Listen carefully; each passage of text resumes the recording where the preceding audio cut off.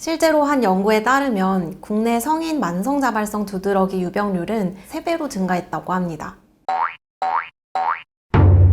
안녕하세요. 생기한의와 마포공덕점 이윤정 한의사입니다. 최근 들어 유난히 두드러기 환자분들이 많이 오시는데요. 단순히 약으로는 조절이 되지 않는 두드러기가 점점 더 늘어나고 있는 추세인 것 같아요. 실제로 한 연구에 따르면 국내 성인 만성자발성 두드러기 유병률은 2000년대 중반 대비 2010년대 중반에 약 3배로 증가했다고 합니다. 그래서 오늘은 많은 분들이 고생하고 있는 피부질환 만성 두드러기에 대해 이야기해보려 합니다. 두드러기라고 하면 흔히 뭔가 잘못 먹어서 생긴 알레르기 정도로 가볍게 생각하는 경우가 많습니다. 하지만 만성 두드러기는 그보다 훨씬 복잡한 문제를 가지고 있고 초기에 빠르게 대응하지 못하면 오래도록 삶의 질을 떨어뜨릴 수 있습니다. 오늘 이 영상을 보시면 만성 두드러기에 대해 한층 더 깊이 이해하시고 올바른 관리 방향도 잡으실 수 있을 거예요. 두드러기는 피부에 갑자기 붉은 팽진과 함께 가려움증이 생기는 걸 말합니다. 짧게는 몇 분, 길어도 몇 시간 내에 사라지는 경우가 많기 때문에 대부분은 크게 문제 삼지 않습니다. 하지만 6주 이상 지속되거나 반복적으로 재발하는 두드러기는 이야기가 달라지죠. 우리는 이런 경우를 만성 두드러기라고 부릅니다.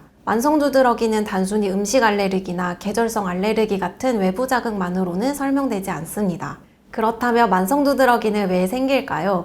최근 연구들은 만성 두드러기의 원인으로 다음과 같은 것들을 지목하고 있습니다. 첫째, 면역체계의 불균형입니다. 우리 몸의 면역 시스템이 과민하게 반응하거나 비정상적으로 활성화되면서 피부에 염증 반응을 일으키는 거죠. 둘째, 자율신경계 문제입니다. 자율신경계는 몸의 긴장과 이완을 조절하는 역할을 하는데요. 스트레스가 누적되거나 수면 부족이 심해지거나 한다면 이 시스템이 흔들리면서 피부에 두드러기 형태로 나타나게 됩니다. 셋째, 장내 환경 문제도 중요합니다. 장과 면역은 긴밀하게 연결되어 있는데요. 장내 유익균이 줄어들고 염증성 환경이 조성되면 피부에도 만성 염증 반응이 나타날 수 있겠죠. 그리고 정신적 스트레스도 만성 두드러기의 주 원인으로 꼽히는데요. 만성 스트레스는 체내 코르티졸 수치를 높이고 이는 곧 면역 불균형과 피부 염증을 악화시키는 중요한 요인이 됩니다. 이렇게 다양한 요인들이 얽혀있기 때문에 만성 두드러기를 단순한 알레르기 질환으로만 봐서는 절대 해결할 수가 없습니다. 많은 분들이 두드러기 증상이 나타나면 일단 항히스타민제를 복용하거나 스테로이드 약물을 사용하십니다. 물론 이런 약물들은 급한 염증과 가려움을 빠르게 진정시켜주는 역할을 합니다. 하지만 약물로 가려운 증상만 눌러놓는 건 불씨를 잠깐 덮어두는 것에 불과합니다.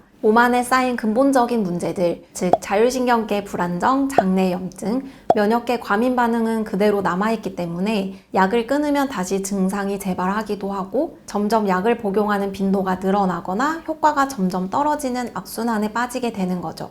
한의학에서는 만성 두드러기를 기혈순환의 정체 그리고 비위기능 저하와 연결해서 봅니다. 몸의 기운과 혈액이 원활히 순환하지 못하거나 소화기계가 약해지면서 체내 노폐물이 제대로 배출되지 못하면 결국 피부를 통해 염증 반응으로 나타납니다. 만성 두드러기를 관리하려면 단순 약물 복용을 넘어서 생활 전반을 조율하는 노력이 필요합니다. 첫 번째, 장 건강을 위해 과도한 자극성 음식은 피해줍니다. 특히 매운 음식, 기름진 음식, 술은 체내 염증 반응을 높여 두드러기를 악화시킬 수 있습니다. 가능하다면 자극적인 식단을 줄이고 신선한 채소 위주 식사를 추천하고요. 또 프로바이오틱스 섭취, 식이섬유가 풍부한 식단으로 장내 유익균 환경을 지키는 것이 피부 건강에 도움이 될 수 있습니다.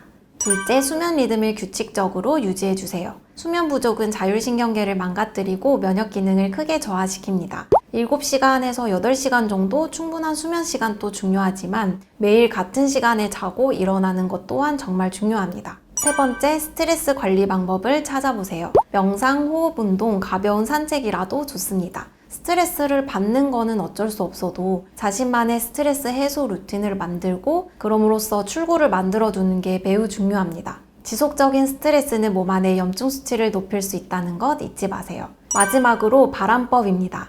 체온 변화가 있을 때 두드러기가 올라오는 경우 특히 바람법이 도움이 될 수 있는데요. 유산소 운동이나 반신욕을 통해 땀을 배출해 준다면 피부에서 독소 배출뿐 아니라 열 조절 능력을 키울 수 있기 때문에 피부에 염증 반응이 올라오는 걸 완화시킬 수 있습니다. 이렇게 하나하나 쌓아가는 관리가 치료와 함께 큰 변화를 만들어낼 수 있습니다. 만성 두드러기는 단순한 알레르기가 아닙니다. 몸 전체 균형이 깨졌다는 신호일 수 있기 때문에 증상이 나타났을 때 초기에 가볍게 넘기지 말고 몸의 작은 이상 징후를 소중히 여겨야 합니다. 오늘 영상도 끝까지 시청해 주셔서 감사합니다.